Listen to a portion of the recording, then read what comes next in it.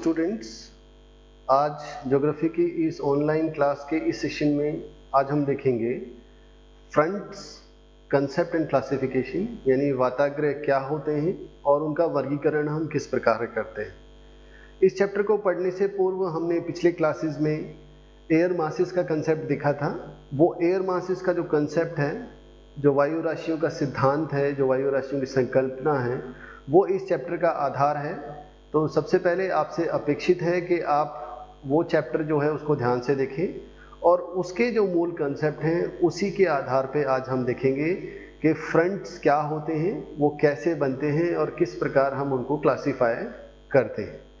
जैसा कि हमने एयर मासेस वाले चैप्टर में देखा कि समय के साथ हमारी नॉलेज में क्वालिटेटिव एंड क्वांटिटेटिव इन्हेंसमेंट हुआ है, यानी मात्रात्मक और गुणात्मक वृद्धि हुई है। और जहाँ शुरुआती तौर पर हमारे जो मूल अटेंशन थी, जो बेसिक अटेंशन थी, वो एयर मासेस के एक लिमिटेड रीजन वाले कंसेप्ट पे थी। धीरे धीरे हमने ये पाया कि एयर मासेस न केवल स्पेसिफिक रीजन को बल्कि पूरी की पूरी धरती को प्रभावित करती हैं, लेकिन साथ ही साथ वो धरती पर होने वाली और घटनाओं को भी प्रभावित करती हैं। इसी क्रम में एयर मासेस से फ्रंट्स का निर्माण हम इस सेक्शन में देखेंगे और आने वाले सेक्शन में हम फ्रंट से साइक्लोन की तरफ चलेंगे कि किस तरह साइक्लोनिक एक्टिविटीज़ होती हैं। तो इस तरह आपको ध्यान रखना है कि air masses, front end cyclone जो हैं, तीनों चीज़ें आपस में हाईली एसोसिएटेड हैं। तो सबसे पहले शुरुआत करते हैं एयर मासेस के बाद फ्रंट्स क्या होते हैं और उनका क्या अर्थ होता है और किस तरह उनको प्रभावित करते हैं।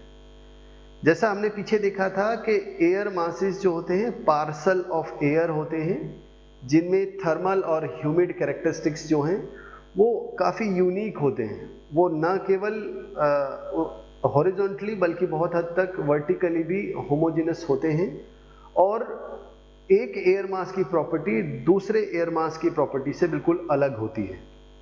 हर एयर मास अपनी इन डोमिनेटिंग कैरेक्टरिस्टिक्स को होल्ड करके रखती है, अपने अंदर सहेज के रखती है और साधारण तौर पे दो एयर मासेस जो हैं नॉर्मली फ्यूज नहीं हो पाती हैं, नॉर्मली मिक्सअप नहीं हो पाती हैं, वो एक दूसरे को रेजिस्ट करती हैं।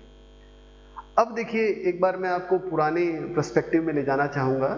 जैसा मैंने पीछे बताया कि जब हम एयर मासेस हमने पढ़ना शुरू किया, मूल रूप से ये फर्स्ट वर्ल्ड वॉर से सेकेंड वर्ल्ड वॉर और आज तक का एज है, जब एयर मासेस को हम पढ़ रहे थे तो उस समय विश्व में लड़ाई की स्थिति थी। विश्व युद्ध था, प्रथम विश्व युद्ध 1914 से 1919 का जो एरा था, उस समय काफ़ी वैश्विक स्तर पे लड़ाइयाँ लड़ी जा रही थी। तो मौसम वैज्ञानिकों के मन में भी हमेशा लड़ाई ही रहती थी। तो जब एयर मास को स्टडी किया गया और उससे ये आइडेंटिफाई किया गया कि दो एयर मास आपस में फ्यूज नहीं होते बल्कि रेजिस्ट करते हैं, वो लड़ते हैं, तो जो ये लड़ाई का स्थान रखा गया जहाँ पर दो एयर मासेस आपस में रेजिस्ट कर रहे हैं, उसको एक वार टर्मिनोलॉजी दी गई और फ्रंट कहा गया। हम सारे जानते हैं जो मिलिट्री होती है, वो जहाँ दो मिलिट्री आपस में लड़ रही होती है उसे जोन ऑफ कन्फ्रंट्रेशन कहते हैं, फ्रंट कहते हैं। ये जो फ्रंट वाला एरिया है, इसी की सिंबोलॉजी लेकर, इसी वार टर्म को यूज करके जलवायु वैज्ञानिकों ने दो एयर मासेस के बीच का एरिया, जहां दो एयर मासेस विपरीत एयर कैरेक्टरिस्टिक्स वाली लड़ रही हैं, रजिस्ट कर रही हैं एक दूसरे को, उसको फ्रंट कहा। तो दोबारा देखें, जो एयर मास दो विपरीत गुणों वाले जिस स्थान पे मिलते हैं वहां वाताग्रह का निर्माण होता है, वहां फ्रंट का निर्माण होता है। वाताग्रह का स्वभाव जो है वो वायु राशियों के कैरेक्टरिस्टिक्स पे निर्भर करता है। यदि दो एयर मासेस के बीच में थर्मल और ह्यूमिड कैरेक्टरिस्टिक बहुत ज़्यादा वेरी करते हैं तो एक ऐसा वाताग्रह निर्माण होगा जो काफ़ी पावरफुल होगा, काफ़ी इंटेंस होगा और लेटर ऑन देखेंगे कि इसी से साइक्लोनिक एक्टिविटीज़ भी ओरिजिनेट होती हैं। तो वाताग्रहों का जो मूल अध्ययन है, विकास कार्य है, अधिकांश जो समय है वो प्रथम विश्व युद्ध के बाद का ही समय है जब इनका विकास हुआ और इसीलिए हम फ्रंट जो एक वार टर्म है उसको यूज करते हैं। फ्रंट जो है वो एक ऐसी जोन को दिखाता है जो जोन ऑफ डिसकंटिन्यूटी होता है, जहाँ पर एक एयर मास की प्रॉपर्टी दूसरे एयर मास की प्रॉपर्टी से अलग होती है। ये एक प्लेन है, ये एक एरिया है जो लाइन ऑफ डिसकंटिन्यूटी पर आधारित होता है। तो वर्तमान में जो जलवायु वैज्ञानिक हैं वो एयर मासेस का एंड फ्रंट्स का बहुत अधिक प्रयोग करते हैं, न केवल वर्तमान जलवायु और मौसम की परिस्थितियों की व्याख्या के लिए, बल्कि भविष्य में जो मौसम की घटनाएं होने वाली हैं उनके पूर्व अनुमान के लिए इन दोनों ही तत्वों का बहुत ही विशेष महत्व है। यहाँ पर दो चीजें बहुत इंपॉर्टेंट है समझने की। एक को कहते हैं वाताग्र की उत्पत्ति, जिसको हम इंग्लिश में कहते हैं फ्रंटोजेनेसिस, और वहीं एक दूसरी चीज होती है जिसमें वाताग्रों का क्षय होता है, वाताग्र नष्ट हो जाते हैं, जिसको कहते हैं फ्रंटोलिसिस। तो देखिए समझने की बात है कि फ्रंट्स वहीं बनते हैं जहां दो डिफरेंट कैरेक्टरिस्टिक्स की एयर मासेस एक दूसरे की तरफ चलती हैं। जब दो एयर मासेस अपनी डायरेक्शन ऐसी बना लें कि एक कैरेक्टरिस्टिक वाली और दूसरी कैरेक्टरिस्टिक वाली आमने सामने हो, वहाँ पे कन्वर्जेंस हो, तो इन कन्वर्जेंस जोन पर यहाँ पर फ्रंटोजेनेसिस होता है। हम मिड लेटीट्यूड्स की बात करें तो वहाँ मिड लेटीट्यूड्स पे बहुत अधिक मात्रा में फ्रंटोजेनेसिस की एक्टिविटीज़ होती हैं, और हम आगे देखेंगे कि यही वो एरियाज हैं जहाँ पे साइक्लोनिक स्टॉर्म्स भी ज़्यादा आते हैं। वहीं दूसरी स्थिति होती है जहाँ पे डाइवर्जेंस होता है, दो एयर मासेस के बीच में डाइवर्जेंस हो, दो एयर मासेस दूर दूर जाते हैं, वहाँ पे वाताग्र जो हैं उनका नाश होता है, वो ख़त्म हो जाते हैं। इस स्थिति को फ्रंटोलिसिस कहते हैं। आप देखेंगे हमारी धरती पर बहुत सारे ऐसे एरियाज हैं जहाँ विंड में, जहाँ एयर मासेस के बीच में डाइवर्जेंस मिलती है, ये वो एरियाज हैं जहाँ पे फ्रंटोलिसिस होता है।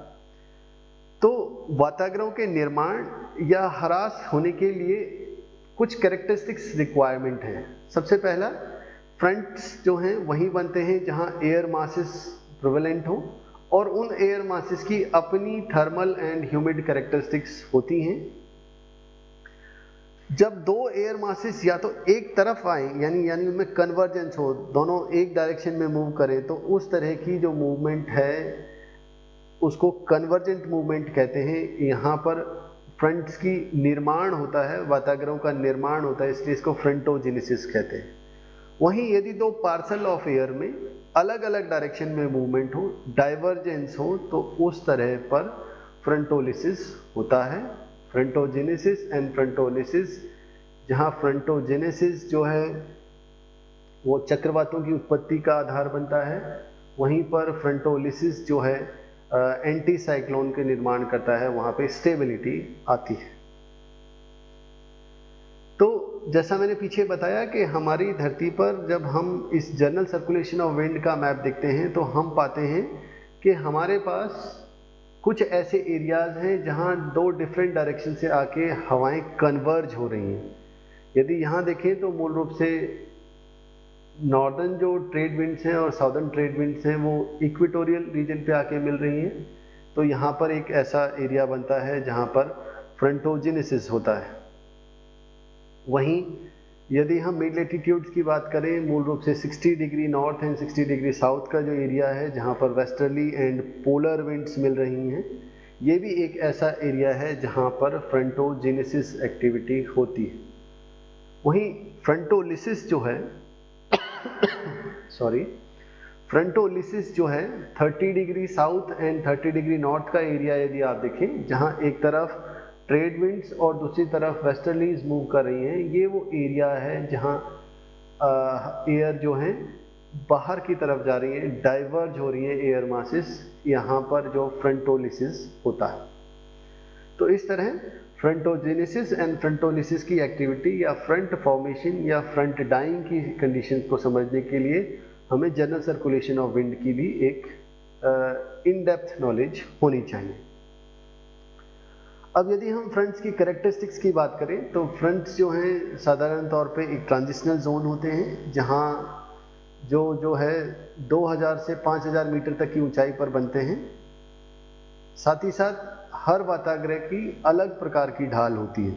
आगे हम देखेंगे कि वाताग्रह जो हैं कई प्रकार के होते हैं, तो इनकी जो ढाल होती है स्लोप होती है वो अलग अलग प्रकार की होती है। वाताग्रह का निर्माण जो है दो वायु राशियों के मध्य होता है, तो जाहिर सी बात है दो अलग अलग कैरेक्टरिस्टिक्स वाली एयर मासेस के बीच में फ्रंट्स बनते हैं।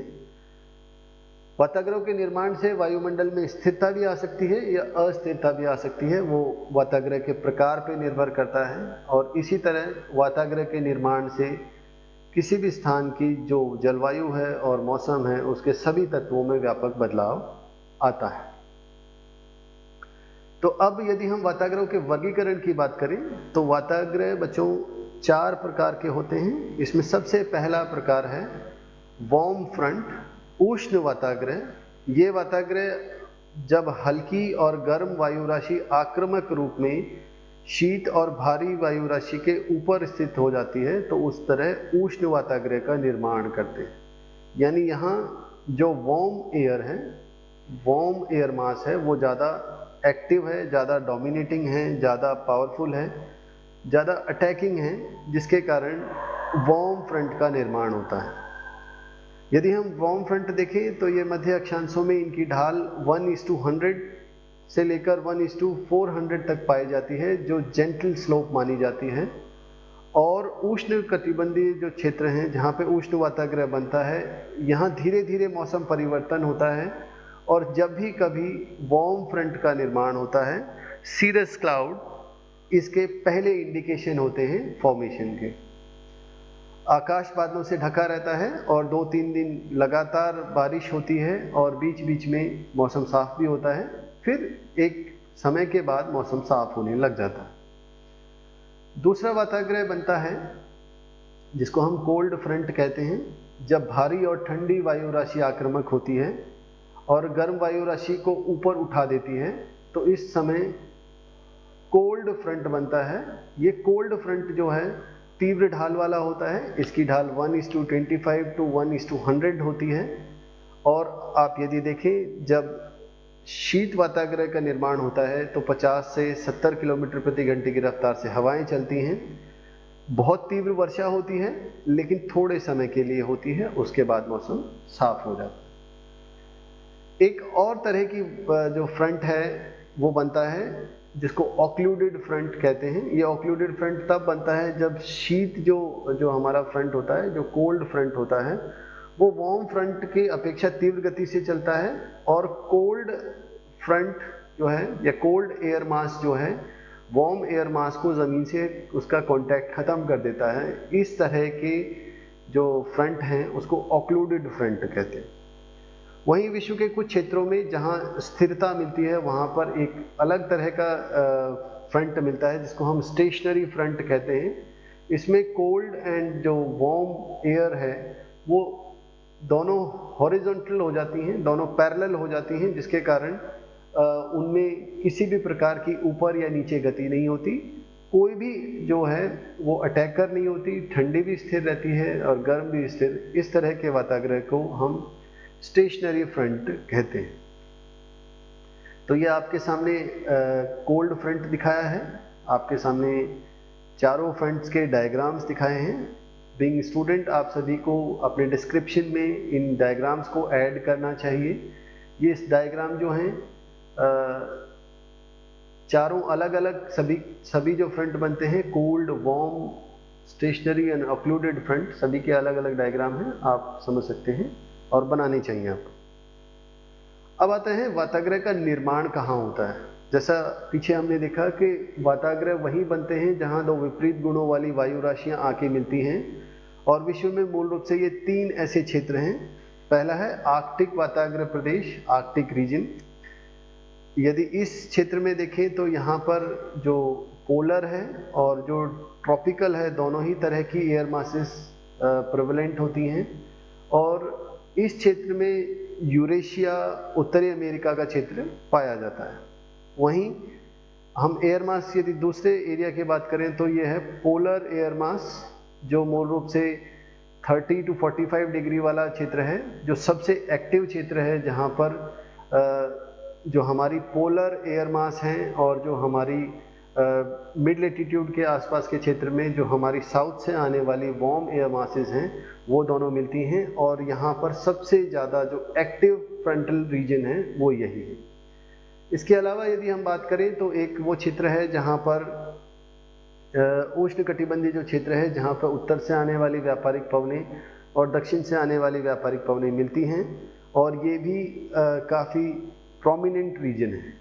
इसकी स्थिति सूरज की स्थिति के कारण निर्धारित होती है। यदि सन नॉर्दर्न हेमिस्फीयर में सीधा चमक रहा है तो ये स्लाइटली नॉर्थवर्ड, और सन यदि साउदर्न हेमिस्फीयर में सीधा चमक रहा है तो ये स्लाइटली साउथवर्ड शिफ्ट हो जाता है। तो ये वो एरियाज हैं जहाँ आपके प्रोमिनेंट फ्रंट्स हैं, जहाँ एयर मासेस हैं, और आप देख सकते हैं जहाँ दो डिफरेंट कैरेक्टरिस्टिक्स के एयर मासेस बनते हैं वहाँ उनमें एक खास तरह से रेजिस्टेंट होता है और वहाँ पे फ्रंट्स बनते हैं। अब यदि हम वाताग्रहों और फ्रंट्स के आधार पे किसी भी स्थान के मौसम को डिटेक्ट करना चाहें तो आप देखें कि जो उष्णकटिबंधीय वाताग्रह होता है, क्योंकि यहाँ गर्म हवा जो है वो एग्रेसिव होती है, वो आक्रामक होती है, तो वो ऊपर उठती है जिसके कारण वर्षा होती है। हमने अपने पिछले चैप्टर्स में डिस्क्रिप्शन में पढ़ा कि जहाँ एयर जो है वर्टिकली मूव कर रही है, यानी असेंडिंग एयर जो है वो रेनफॉल को कॉज करती है, तो यहाँ पर वार्म फ्रंट के कारण एयर में असेंडिंग प्रॉपर्टी आती है और यहाँ पर काफ़ी अधिक बारिश होती है। जब कभी किसी स्थान पे फ्रंट्स आते हैं, फ्रंट के अप्रोचिंग का सबसे पहला ही इंडिकेशन होता है कि टेम्परेचर इंक्रीज होता है। तो जब वार्म फ्रंट आता है तो सबसे पहले तापमान की वृद्धि पता चलती है, और लगभग 2 से 4 दिन तक मौसम जो है खराब रहता है। आप देखिए बादल छाए रहते हैं और रेनफॉल भी बीच बीच में होती रहती है। जो हमारे वार्म फ्रंट हैं उन पे बहुत सारी प्रकार के बादल आते हैं। हमने अपने जो पिछले चैप्टर्स थे जिसमें हमने क्लाउड्स के बारे में पढ़ा था, आप सभी ने ये पढ़ा होगा कि हमारे यहाँ पे 10 डिफरेंट टाइप्स ऑफ क्लाउड्स होते हैं। ये 10 different types of generic clouds जो हैं, जब हम इनको एयर मास में स्टडी करते हैं तो सीरस बनते हैं, सीरस स्ट्रेटस बनते हैं, ऑल्टो स्ट्रेटस बनते हैं, एंड फिर निम्बो स्ट्रेटस के रूप में क्लाउड्स मिलते हैं। तो इस तरह क्लाउड्स की एक सीक्वेंशियल ट्रांसफॉर्मेशन होती है, सीरस से लेकर सीरोस्ट्रेटस, ऑल्टो स्ट्रेटस एंड निम्बो स्ट्रेटस क्लाउड्स के रूप में वार्म फ्रंट में ये मिलते हैं। इसी प्रकार वार्म फ्रंट के कंपैरिजन में यदि हम कोल्ड फ्रंट देखें तो कोल्ड फ्रंट में कोल्ड एयर एग्रेसिव होती है। देखिए वार्म एंड कोल्ड में जो सबसे विस्तृत अंतर है, जो मूल अंतर है, वो है कि वार्म में वार्म एयर, जो वार्म एयर है वो एग्रेसिव होती है, कोल्ड में कोल्ड एयर एग्रेसिव होती है। तो जब हम कोल्ड एयर के वेदर कंडीशन की बात करें, कोल्ड फ्रंट में जो कि कोल्ड एयर एग्रेसिव होती है, वाताग्रहों की जो गति है वो भी काफ़ी तेज होती है, और मौसम वार्म के कंपैरिजन में जल्दी ठीक हो जाता है। यानी मौसम जहाँ उष्णकटिबंधीय जो क्षेत्र हैं, जहाँ पर उष्ण वाताग्रह का निर्माण होता है, वहाँ पर मौसम 4-5 दिन लेता है ठीक होने में। यानी एक वाताग्रह की मूवमेंट में उष्ण वाताग्रह को एक जगह से दूसरी जगह डिफ्यूज होने में 4 दिन का समय लगता है। वहीं जब हम कोल्ड फ्रंट की बात करते हैं तो यहाँ पर मौसम जल्दी ठीक हो जाता है। कोल्ड फ्रंट में काफ़ी तेज गति से वर्षा होती है, लेकिन ये वर्षा जो है अल्पकालीन होती है, थोड़े समय के लिए होती है। तो आप देखेंगे जब कोल्ड फ्रंट आता है तो रेनफॉल होती है, लेकिन विद इन फ्यू डेज जो है मौसम साफ हो जाता है। तो इस तरह बच्चों इस पूरे के चैप्टर में हमने फ्रंट्स के बारे में पढ़ा। न केवल हमने फ्रंट्स के बारे में उसकी डेफिनेशनल एस्पेक्ट की बात की, बल्कि हमने उनके डायनामिक एस्पेक्ट की भी बात की कि किस तरह जो हमारे फ्रंट्स हैं वो बनते हैं, किस तरह एयर मास की प्रॉपर्टी ही फ्रंट्स का निर्माण करती है। जब ये 2 डिफरेंट कैरेक्टरिस्टिक्स के एयर मासेस कन्वर्ज हो रहे हैं तो वहाँ फ्रंट का निर्माण होता है, जिसको हम फ्रंटोजेनेसिस कहते हैं। वहीं हमने देखा कि जब किसी क्षेत्र में एयर डायरेक्शन जो है, विंड डायरेक्शन डाइवर्जेंट है, एयर मासेस जो हैं डाइवर्ज हो रहे हैं, एक दूसरे से दूर दूर जा रहे हैं, तो वहाँ फ्रंटोलिसिस की एक्टिविटी होती है। फ्रंट क्योंकि एक वॉर टर्मिनोलॉजी है जिसमें हम एक ऐसे एरिया को आइडेंटिफाई करने की कोशिश कर रहे हैं जहाँ डिफरेंट कैरेक्टरिस्टिक्स की एयर मासेस एक दूसरे से रजिस्ट कर रही हैं। तो आप देखेंगे फ्रंट्स जो हैं वो बहुत ही इम्पोर्टेंट हैं, ख़ास तौर से मिड लेटीट्यूड या हमारे इक्वेटोरियल एरिया के मौसम और जलवायु को प्रभावित करने के लिए। वाताग्रह के आधार पे हमने देखा कि वाताग्रह की कौन कौन सी कैरेक्टरिस्टिक्स होती हैं और किस प्रकार वाताग्रह जो है वो बनता या बिखरता है। तो इस तरह बच्चों इस पूरे के पूरे जो चैप्टर है ये हमारा आधारित है वायु राशियों के कंसेप्ट पे, एयर मासेस के कंसेप्ट पे, जिनके कारण फ्रंट्स बनते हैं। तो दोनों ही चैप्टर्स का, दोनों ही जो हमने क्लासेस ली हैं, दोनों में बहुत एसोसिएशन है, तो दोनों को आपको साथ में पढ़ना चाहिए। फ्रंट्स के पढ़ने के बाद आपके सामने स्क्रीन पर कुछ प्रश्न दिए हैं। ये कुछ शॉर्ट आंसर टाइप क्वेश्चंस हैं, कुछ लॉन्ग आंसर टाइप हैं। शॉर्ट आंसर टाइप यदि हम क्वेश्चन देखें तो फ्रंट्स क्या हैं, आपको सभी को पता है कि फ्रंट्स ऐसी ट्रांजिशनल जोन है जहां दो डिफरेंट कैरेक्टरिस्टिक्स की एयर मासेस आके रजिस्ट कर रही हैं। They are fighting with each other, क्योंकि उनकी प्रॉपर्टीज अलग अलग हैं। तो आपको ये बताना है, आपको बताना है कि कंडीशंस कौन सी चाहिए होती हैं किसी भी फ्रंट के फॉर्मेशन के लिए। तो हम जानते हैं कि फ्रंट के फॉर्मेशन के लिए जो एयर मासेस की डायरेक्शन है वो कन्वर्जेंट होनी चाहिए, जिसके कारण फ्रंट्स बनते हैं, जिसको फ्रंटोजेनेसिस कहते हैं। बेसिकली आपको यहाँ फ्रंटोजेनेसिस की कंडीशंस ही लिखनी है। वहीं आपको बताना है कि डिफरेंट टाइप्स ऑफ फ्रंट्स कौन कौन से हैं। तो हमने पीछे क्लास में देखा कि हमारे पास 4 तरह के फ्रंट्स होते हैं: cold front, warm front, occluded front and stationary front. ये चारों फ्रंट जो आपने यहाँ पे लिखने हैं एंड विद डायग्राम आपने इनको बताने हैं। चौथा प्रश्न है कि व्हाट आर कोल्ड फ्रंट। तो बहुत ही इंपॉर्टेंट और बहुत ही सिंपल सी बात है कि जब वार्म एयर कहीं एग्रेशन में होती है तो वार्म फ्रंट कहलाता है। वहीं जब किसी जगह कोल्ड एयर एग्रेशन में होती है तो उसको कोल्ड फ्रंट की संज्ञा दी जाती है।